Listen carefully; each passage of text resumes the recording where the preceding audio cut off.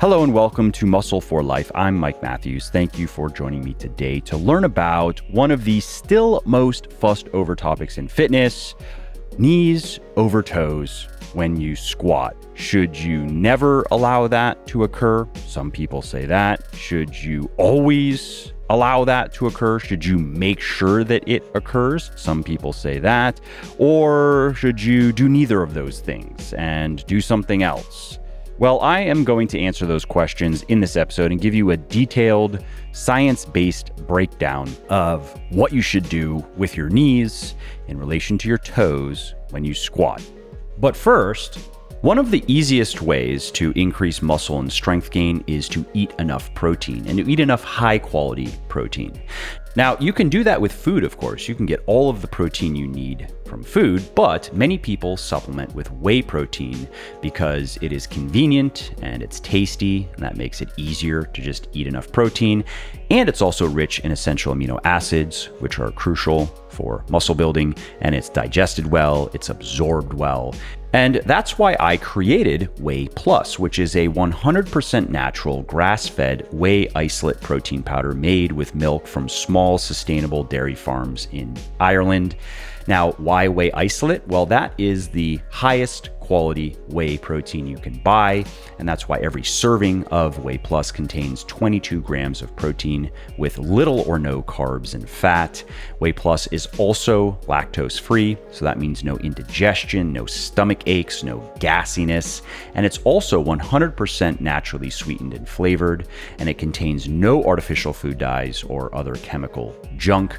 And why Irish dairies? Well, research shows that they produce some of the healthiest, cleanest milk in the world, and we work with farms that are certified by Ireland's Sustainable Dairy Assurance Scheme, SDSAS, which ensures that the farmers adhere to best practices in animal welfare, sustainability, product quality, traceability, and soil and grass management.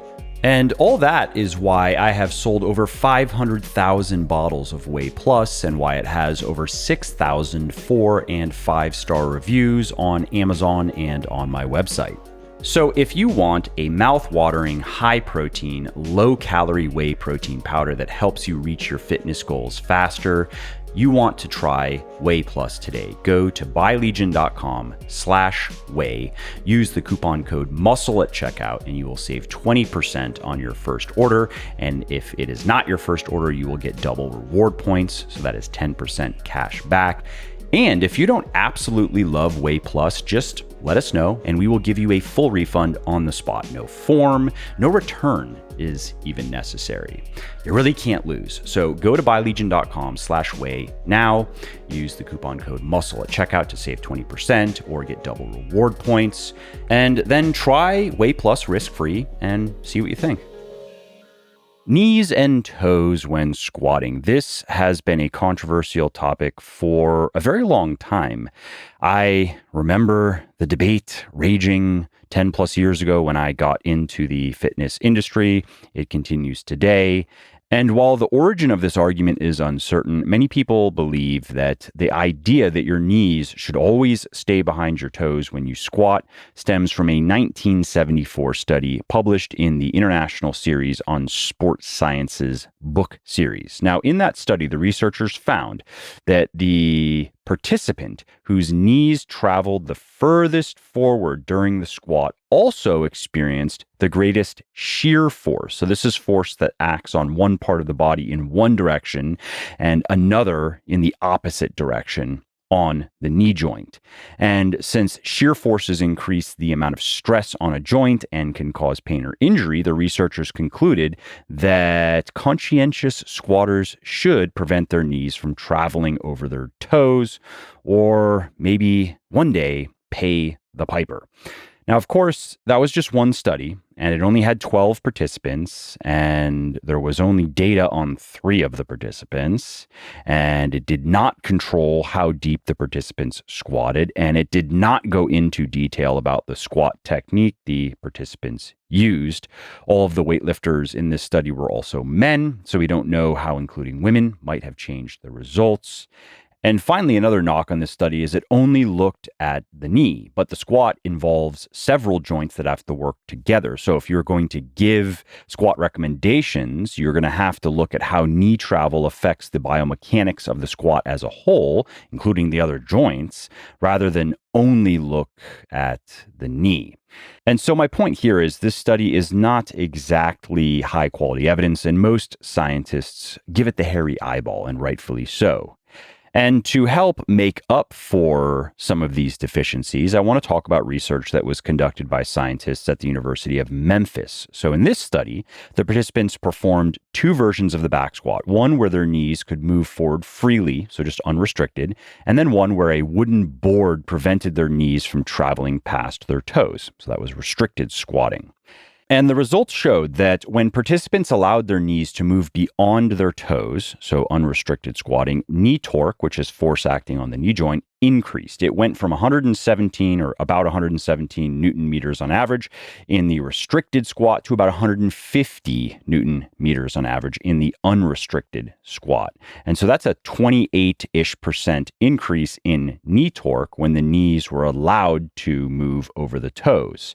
And that might sound bad, but it's well within the limits of what our knees can handle. What's more, the people who did not let their knees move beyond their toes also experienced significantly more stress on the hips. Specifically, keeping their knees from moving over their toes increased stress on their hips from about 28 Newton meters in the unrestricted knees over toes squat to about 302 Newton meters in the restricted squat. That is an increase of 979%. And so then what that tells us is by keeping our knees from moving over our toes, we can slightly decrease the amount of stress on our knees, but greatly increase the amount of stress on our hips. And this isn't the only study that has shown that restricting the knees can slightly reduce the amount of stress on the knees, but greatly increase the amount of stress in another joint. In an experiment that was conducted by scientists at the Institute for Biomechanics, they found that preventing the knees from moving over the toes reduced stress on the knee, but significantly increased stress on the lower back. So now we have the lower back in addition to the hips. Now, I should mention, though, that the amount of stress on the knees, hips, and lower back in those studies was still within a healthy, acceptable range and unlikely to cause any problems in and of itself. But it's also smart to not make exercises more difficult than they need to be, to not put more stress on your joints than you have to do the exercise with an appropriate amount of weight and with proper form. And so what that means is when you are squatting, it's best to not think too much about what your knees are doing, how far forward they are coming or not coming. It's best to focus on other aspects of your form, get your technique down, and let your knees do what they need to do. And so let's talk a little bit about that. Let's talk about a few points of squat technique that are particularly relevant to the knees and avoiding knee pain when we're squatting. So the first is to keep your entire sole on the floor, because although it is safe for your knees to reach your toes or maybe even pass your toes when you're squatting, if you allow them to pitch too far forward or if you force them forward, that can lead to injury. Now, that's unlikely to happen, though, when you're squatting, unless you allow your center of gravity to shift forward toward your toes, and that would then cause your heels to feel light or even lift off the floor. So to avoid that, you want to establish a stable base when you squat, and you want your entire sole of both of your feet to stay planted on the floor, and you want your weight to always remain centered over your midfoot. And a good cue that you can use that helps you create this stable base is to think about clawing the floor. So get under the bar and the rack, adjust your feet so they're a little bit wider than shoulder width apart. Have your toes pointing out to maybe 30 degrees or so, 2 o'clock, 10 o'clock, something like that. And then imagine grabbing the floor, clawing the floor with your big toes, your pinky toes, your heels, moving them toward the center of your feet. And what that does is it tenses the muscles in your feet and your legs, your lower body, that creates that stable, efficient base that will allow you to squat effectively. Another important tip for knee-friendly squatting is to push your knees in the same direction as your toes. There is a term called knee valgus, and this refers to a movement pattern where your knees cave in toward each other when you squat. And that can increase your risk of injury and it can impair your performance, even though people tend to do it when the squat is most difficult, when they're getting out of the hole, because they think that it actually improves performance. They think that it increases their chances of not getting stuck. Well, knee valgus does not improve performance, even if it feels like that's what our knees want to do. If we are not paying attention, if we are not consciously keeping them in line with our toes, and if we have not done enough reps with proper form to ingrain that position and to avoid the cave in.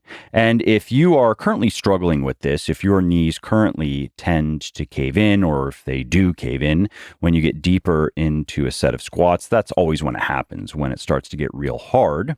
And if this happens despite trying to keep your knees in line with your toes, keeping them immobile, what you probably need to do is exaggerate the correction. So instead of just trying to keep them in place, try to spread your legs, try to move your knees outside of your toes. Now, don't actually do that, but use that feeling to just keep them in place. And that, by the way, is a tip for learning any sort of physical movement pattern, any sort of athletic movement pattern. When there is something wrong in the technique of, say, a golf swing or a baseball swing or whatever, it often takes a very exaggerated correction to make any difference at all. At least that's how it feels. It often feels like you have to try to do the exact opposite of what you are used to doing just to make a difference that is barely noticeable. Maybe you'd even have to be on camera to see it. Anyway, coming back to squatting and avoiding this knee valgus, a good cue for preventing that is to think about spreading the floor with your feet. So as you squat, imagine you are spreading the floor apart. You are driving your feet into the ground and away from each other. Your feet are not going to move, of course, but it does help you keep your knees where they need to be. Okay, my next tip for knee-friendly squatting is to squat as deep as you comfortably can. Many people say that you have to always go to parallel or below parallel because that's safer than a shallower squat, because then your hamstrings can contribute more to the exercise and that takes off some of the stress on the ligaments in your knees. And it also prevents you from using weights that are too heavy for your joints to safely handle. And not all of those things are wrong, and I am generally an advocate of squatting to parallel. But if we're talking about the knees, research shows that squatting below or above or to parallel places about the same amount of stress on your knees. And so then the real reason to squat with a larger range of motion is it's just generally better for muscle growth. Your muscles have to work harder when they move through a larger range of motion, and they're loaded more in a stretched position, which is likely better for muscle hypertrophy as well. But if squatting to parallel or slightly below parallel is uncomfortable or painful, and if squatting slightly shallower than that is not uncomfortable and not painful, don't feel too bad about cutting your depth short. You are not doing it to make the squat easier or to avoid the hard work of deep squatting. You are doing it because it is not uncomfortable and not painful. Now, this is where you probably expect me to say you should be working on your mobility and your flexibility as well so you can squat deeper. And that can help some people if, for example, you don't have enough mobility in your ankles or if your hamstrings are too tight. Those things can get in the way of squat depth. However, you should know that the anatomy of your hips does affect how deeply you can comfortably and effectively squat. Now, most people, the vast majority of people, should be able to get to a point where they can comfortably do a parallel squat. However, some people will never be able to comfortably and effectively perform a deep ass to grass squat simply because of their hips. It doesn't matter how much stretching they do. It doesn't matter how much mobility work they do. It's simply not in the cards for them. And that's totally fine. You don't have to do full squats for any reason, really. Research shows that they might be a little bit more effective for training the glutes, and that's not surprising because of the additional range of motion, but you can get the same effect. If we're talking about bottom line results, you can get the same effect in not just your glutes, but your entire lower body by training with the parallel squat. If you can work toward the parallel squat, you don't have to go deeper than that. I mean, obviously in a parallel squat, you are getting maybe an inch or two below parallel if we're talking about thighs, thigh bones and the floor, but that is the parallel squat, right? So if you can work into a parallel squat, and most people can, even if they can't do it comfortably right now, and you get really strong on that parallel squat, you are going to do just fine in growing your glutes and all of your lower body, because when you full squat, you can't lift as much weight. You're not as strong in the full squat as you are in the parallel squat. So what you lose in the range of motion, you can make up for in the load. And the parallel squat has plenty of range of motion to make it effective. And by the way, if you are wondering what specifically about the hip anatomy impacts squat depth, well, it is the depth of the hip sockets. People with deeper hip sockets generally are going to have trouble squatting very deeply, whereas people with shallower hip sockets generally are going to find it easier to get really deep.